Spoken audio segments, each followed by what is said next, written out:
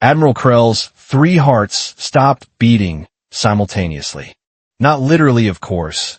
That would have been embarrassing. But staring at the tactical display in the command center of the Vorthan Empire's flagship, he felt pretty damn close to cardiac arrest. All 3 of them. Say that again, he whispered, his scaled fingers gripping the edge of the console, so hard cracked. Slowly, Commander Vash, his second-in-command, looked like she'd swallowed a live reactor core. Her usually vibrant purple skin had gone a sickly gray. The entire 7th Fleet, sir. Gone. 43 warships. 22 ans personnel. She paused, mandibles clicking nervously. Destroyed in 17 minutes. 17 minutes. Krell had been in the military for 72 cycles. He'd seen wars that lasted decades, battles that consumed entire solar systems, and bureaucratic meetings that felt longer than both combined. But he'd never, ever heard of an entire battle fleet getting obliterated in less time than it took to heat up a decent meal. By what? He demanded. The Zafrani Collective doesn't have that kind of firepower. Hell, we don't have that kind of firepower. That's just it, sir. Vash pulled up a holographic recording, her hands trembling. It wasn't the Zafrani. The footage began playing.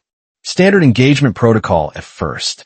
The 7th Fleet had jumped into the contested Helix Nebula region, right where intelligence said the Zafrani were building a forward operating base. 43 ships of various classes, all proudly displaying the crimson and gold of the Vorthan Empire, emerged from hyperspace in perfect formation. Beautiful. Textbook. Exactly what you'd expect from Admiral Thex, who commanded the 7th with the precision of a master craftsman. Then everything went sideways. A single ship appeared on sensors. Just one. No fleet. No support vessels. Not even a fighter escort. One. Singular. Solitary. Ship. Pause it, Krell ordered. The image froze. He leaned closer, studying the vessel. It was weird. Asymmetrical in places, almost organic looking, with strange protrusions and what appeared to be completely random armor plating. What am I looking at? Is that some kind of prototype? We don't know, sir. It's not in any of our records. Not Zafrani. Not Kelthari. Not even Dracian. And those crazy bastards build ships out of asteroids and wishful thinking. Vash zoomed in on the hull. There's writing on the side. Our linguistics AI took 6 hours to translate it. Letters appeared below the image in standard Vorthan script. Krell read them out loud. Terra. Nova. Star. Dancer? He blinked. What kind of name is that? Sounds like a pleasure yacht. Keep watching, sir. The footage resumed. Admiral Thex, bless his cautious soul, hailed the unknown vessel. Standard procedure. Identify yourself. State your intentions. Prepare to be boarded for inspection. The whole diplomatic dance. The response came in audio only. A voice. Single speaker. And here's where Krell's 3rd heart decided to join the panic party. The voice was calm. Almost bored. Speaking in a language the translation matrix barely recognized, though it managed to render it into comprehensible Vorthan. This is Captain Nina Okoye of the Terran vessel Stardancer. You have entered human-protected space. Turn around. Now. Krell felt his jaw drop. Human? There's no species called humans in the Galactic database. I've memorized every member race of the Council, every known civilization in 17 sectors. There's no such thing as humans. I know, sir. We checked. Twice. 3 times, actually, because the analyst didn't believe the results either. On screen, Admiral Thex was having similar thoughts. His reply was polite, but firm. Unknown vessel. There is no record of any human civilization or territorial claims in this region. We are here on legitimate Vorthan military business. Stand down and prepare for questioning. Silence. 3 seconds. 5 seconds. 10. Then Captain Okoye spoke again, and this time there was something in her voice that made Krell's spine tingle. Amusement, maybe. Or pity. Well, I tried. Stardancer to all hands. Battle stations. Let's make this quick. How about a poker game in 20 minutes? What happened next defied every law of physics Krell thought he understood. The human ship, this Stardancer, simply vanished. Not jumped, not cloaked, vanished. One microsecond, it was there. The next, it was 300 kilometers away, weapons ports opening like the eyes of some ancient predator. The Seventh Fleet's point defense systems, cutting-edge technology that cost more than most planetary economies, might as well have been throwing rocks. The Stardancer moved like it was mocking them, dancing between weapons fire with impossible grace, and then it started shooting back. Krell had seen many weapons in his career. Plasma cannons, fusion torpedoes, graviton disruptors, entropy beams, the works. He had never seen anything like this. Lances of pure white light erupted from the human ship. Not lasers, not particle beams, something else entirely. When they touched Vorthan's shields, the shields didn't collapse or overload. They simply ceased to exist along with everything behind them. Hull, armor, crew, gone, erased, as if they'd never been there at all. Ancestors preserve us, Krell breathed. 3 ships went dark in the first volley. 7 more in the second. The Seventh Fleet scattered, trying every evasion pattern, every tactical formation in the manual. The Stardancer hunted them down one by one, methodically, efficiently, almost casually. Admiral Thex, to his eternal credit, managed to land 1 hit. A full spread of quantum torpedoes, enough firepower to crack a moon. They struck the human ship dead center. The Stardancer didn't even slow down. Direct hit confirmed, Vash narrated unnecessarily. 0 damage to enemy vessel. On the recording, Thex's final transmission came through, his voice tight with the kind of fear that transcends species. All ships, emergency jump. Get out. Get out now. Someone warn High Command. Tell them. The communication cut off as the Stardancer put a beam through his flagship's bridge. 16 minutes, 42 seconds after the engagement began, the last Vorthan ship exploded in a brilliant flash of reactor breach. Silence filled the command center. The kind of silence that precedes either genius revelations or complete societal collapse. Krell finally found his voice. Where's the ship now? Gone, sir. Vanished same way it appeared. No hyperspace signature. No residual energy trail. Nothing. It's like it was never there. Except, Vash gestured at the debris field still visible on long-range sensors. All the evidence that it definitely was. And we have no idea what humans are, where they're from, how many of them there are. None whatsoever, sir. Admiral Krell stared at the frozen image of the Stardancer one more time. Somewhere out there, an unknown species with technology that made the Empire's finest warships look like children's toys was flying around, protecting space they claimed and playing poker. He reached for his communicator. Get me the High Sovereign. Right now. And someone find out everything possible about these humans before they decide our entire empire is in their way. His hands were shaking. For the first time in 72 cycles, Admiral Krell was genuinely terrified. High Sovereign Drath didn't believe in luck, fate, or divine intervention. She believed in military superiority, economic dominance, and very expensive intelligence networks that were supposed to prevent exactly this kind of catastrophe. Let me see if I understand this correctly, she said, her voice dangerously quiet. The kind of quiet that preceded executions. An unknown species, not in our databases, not in anyone's databases, operating a single ship, destroyed an entire battle fleet. And we know absolutely nothing about them. The council chamber, normally filled with pompous posturing and political theater, had gone dead silent. 27 species representatives sat frozen in their seats, nobody wanting to be the first to speak. Admiral Krell, standing at attention in the center of the circular room, nodded slowly. That is correct, Your Supremacy.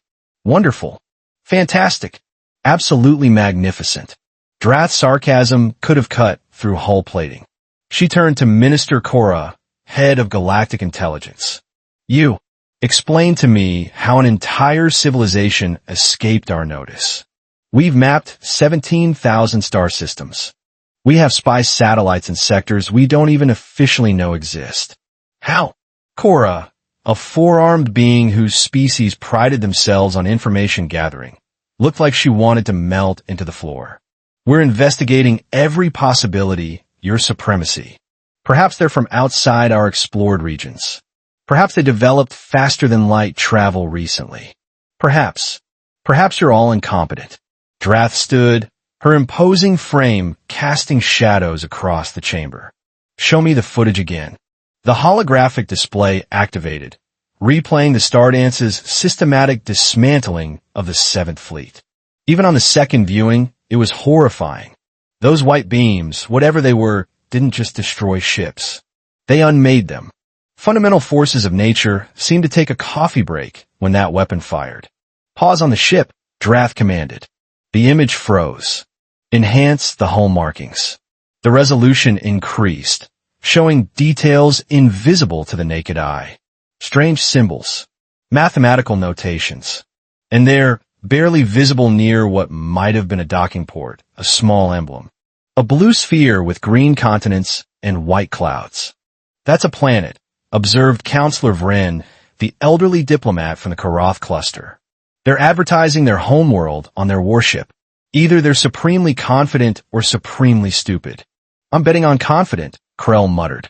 You don't put your address on the side of your ship unless you're absolutely certain nobody can do anything about it. Drath studied the emblem. Send probe teams. Find that world. I want to know what we're dealing with before we make any decisions. Diplomatic or otherwise. Already done. Your supremacy, Cora said quickly, desperate to redeem herself. We launched 6 reconnaissance drones toward the general region where the Stardancer was last detected. They should reach the search area in approximately. An alarm shrieked through the chamber. Every console, every display, every communication panel simultaneously lit up with incoming transmission warnings. Not requests, not hails, active broadcasts forcing themselves through every channel, overriding security protocols like they didn't exist. When the 17 hells, Drath spun toward her personal guard. Cut off. Block the signal. We're trying your supremacy. The technician's fingers flew across controls. It's bypassing every firewall, every encryption we have. I've never seen code like this. It's actually rewriting our systems to receive it. The main holographic display flickered, died, then came back to life, showing something that made everyone in the chamber take an involuntary step backward. A human. It had to be. Bipedal. Bilateral symmetry. 2 arms. 2 legs. 1 head. Remarkably similar to a dozen other species in the galaxy, yet somehow fundamentally different in ways Drath couldn't immediately identify. The being's skin was a rich brown tone, hair cut short and neat, wearing some kind of uniform in dark blue with golden insignia. She was smiling. Humans could smile. That was actually kind of disturbing. Greetings, Vorthan Empire, the human said in perfect, unaccented Vorthan. Better than perfect, actually. She sounded like she'd been speaking at her entire life. My name is Admiral Kendra Mills, Terran Stellar Navy. I believe one of my captains had a small disagreement with your 7th Fleet yesterday. Terribly sorry about that, really. We did warn them. The casual tone, the friendly demeanor, the complete lack of concern about broadcasting directly into the most secure facility in the Empire. Drath felt her blood pressure rising. This is a secured channel, she said coldly. You are committing an act of war by... Oh, please. Admiral Mills waved a hand dismissively. We intercepted your probe drones about 6 minutes ago. Cute little things. Very 2180s technology, if I'm being honest. We could have destroyed them, but that seemed rude after we already blew up 43 of your ships. So instead, we're sending them back with a message. This message, the one you're hearing right now. Counselor Vren leaned toward Drath. She's bluffing. She has to be. There's no way they intercepted drones we launched 15 minutes ago. The physics alone. Your drones will arrive back at your location in approximately 90 seconds. Mills continued, checking something off-screen. We've programmed them to draw you a map. Specifically, a map showing human-controlled space. All 1,200 star systems of it. We'd appreciate if you stayed on your side of the line. 1,200 systems. 1,200. The entire Vorthan Empire controlled 800 systems, and that had taken 3,000 years of expansion, conquest, and colonization. Impossible, qu'à whispered. The resources required to settle 1,200 systems would be astronomical. You're worried about resources? Mills laughed. It was a pleasant sound, which somehow made it worse. Honey, we've got asteroid mining operations that produce more refined materials in a week than your entire empire manufactures in a year. We've got fusion plants orbiting brown dwarfs. We've got generation ships that departed Earth 2 centuries ago, still arriving at new destinations. We've been expanding for a while now. Drath found her voice. Earth, that's your homeworld. Got in one. Pretty little planet. Third rock from a nice yellow star. We're quite fond of it. Which brings me to the actual point of this call. Mills' expression shifted, the friendliness evaporating. You're currently 300 light years from our nearest colony. We like to keep it that way. The Helix Nebula? That's ours. We claimed it 40 years ago. Set up mining operations, established waypoints, the whole deal. You stumbled into our territory. We pushed back. Simple as that.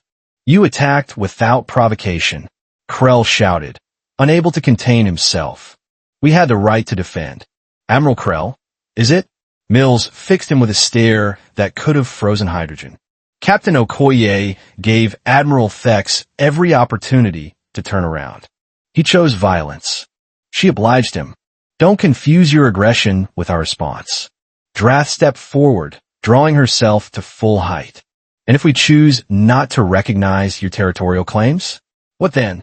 The smile returned to Mills' face. It didn't reach her eyes. Then we'll have another unfortunate misunderstanding. Probably several. Your choice, really. We're perfectly happy to coexist peacefully. We got trade agreements with 6 other civilizations already. The Kelvin Concordat, the Mesh Collective, the Free Traders of Polaris. Lovely people, all of them. Very reasonable. You expect us to believe you've established relations with established powers and nobody reported it? Core demanded. Believe whatever helps you sleep at night. But maybe ask the Concordat about their new medical technology. Or ask the Mesh why their quantum computing capabilities jumped forward 3 generations last year. Or wonder where Polaris got those shiny new defensive satellites protecting their trade routes. Mills shrugged. We're not hiding. You just weren't looking in the right places. The drones appeared on sensors, right on schedule. 90 seconds exactly. They began transmitting data, flooding the systems with star charts, navigation coordinates, and territorial boundaries. 1,200 systems, just like Mills said. Verified. Confirmed. Real. Drath stared at the map overlaying known space. Human territory wrapped around the outer edges of explored regions, touching borders with at least 7 major civilizations. How had they missed this?